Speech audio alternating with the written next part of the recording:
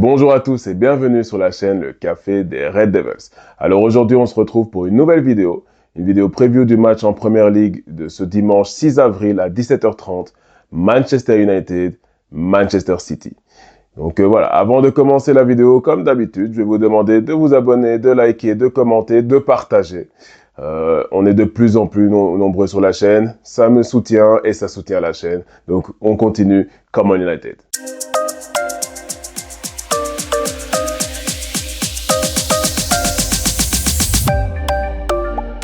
Manchester City.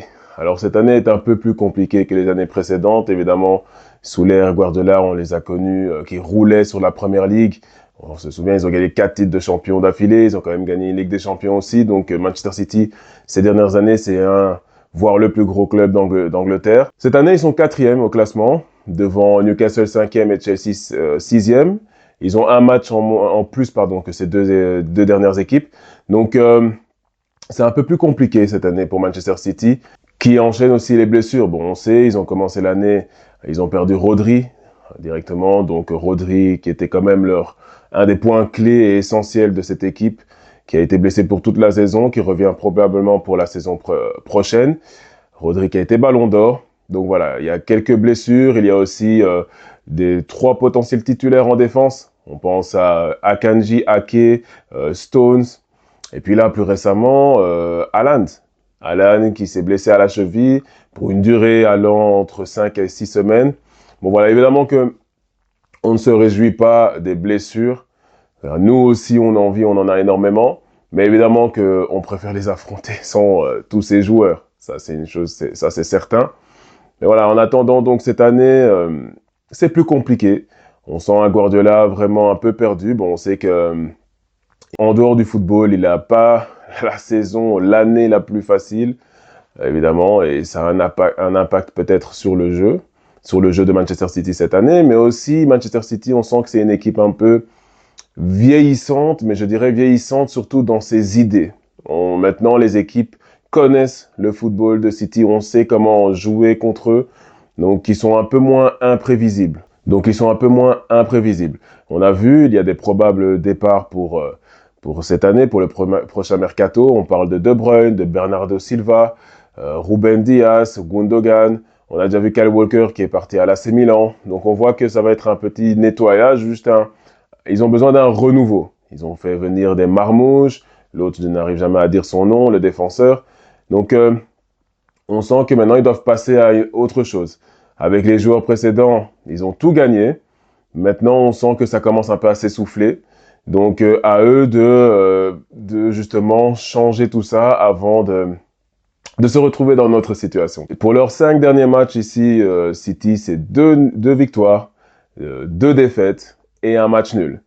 Donc, 5 buts marqués pour 5 encaissés. Donc voilà, c'est vraiment pas leur plus grande forme de toutes ces dernières années. C'est assez compliqué pour eux.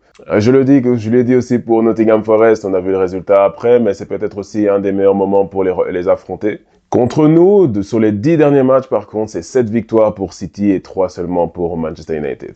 Bon, on se souvient évidemment de la dernière victoire en Premier League, avec un goal fantastique d'Ahmad dans les Fergie Time, sur une passe exceptionnelle de Lisandro Martinez.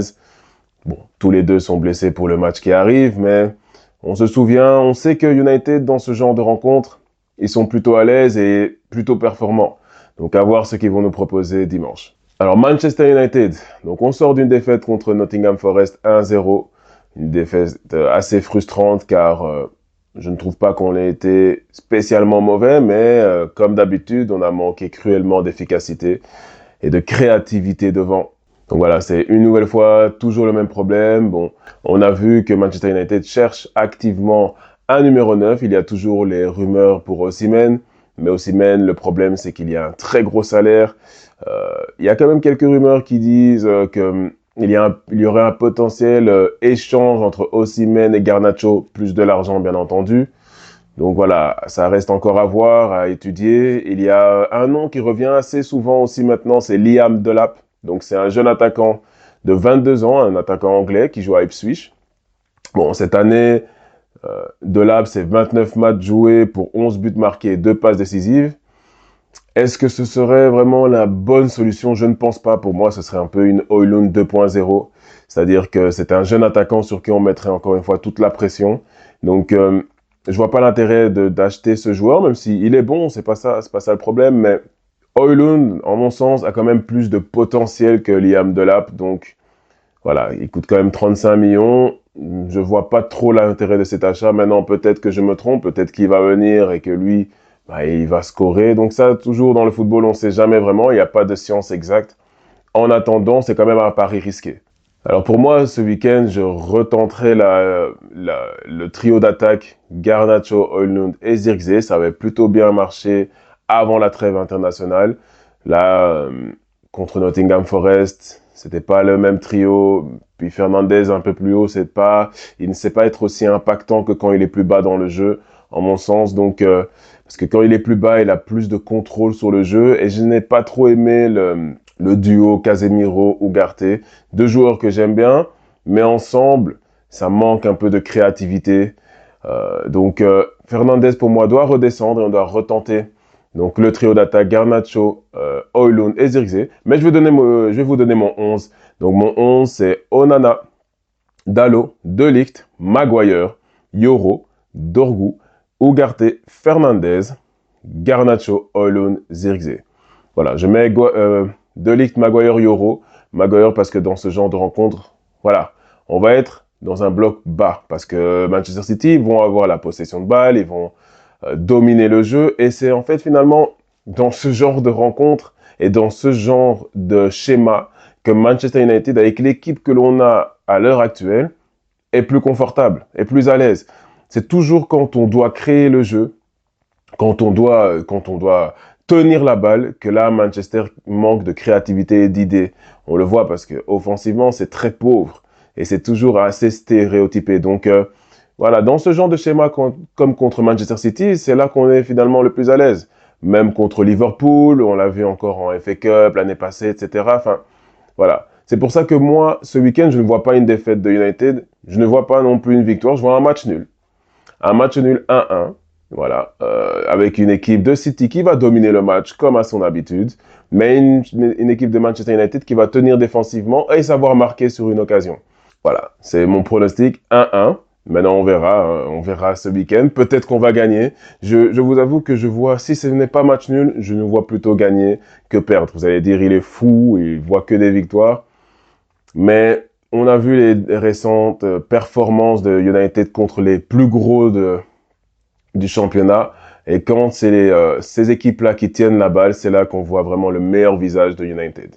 Donc voilà, rendez-vous ce week-end. On va voir si vous me donnez tort ou raison. En attendant, je vous dis à bientôt pour une prochaine vidéo. La prochaine vidéo sera une vidéo donc d'un débrief du match contre Manchester City. Et ensuite, il y aura la vidéo preview contre Lyon. Lyon, on attend ce match d'Europa League, ça va être assez chaud. Quand je regardais contre Nottingham Forest, les commentateurs français étaient... pour eux, c'est clair. Lyon va passer assez facilement, il n'y a pas de quoi s'inquiéter quand on voit United. Ok, on verra. On se retrouve donc pour une nouvelle vidéo. Je vous dis à la prochaine. Donc, dans la victoire ou dans la défaite, on est toujours derrière notre club. Come on United!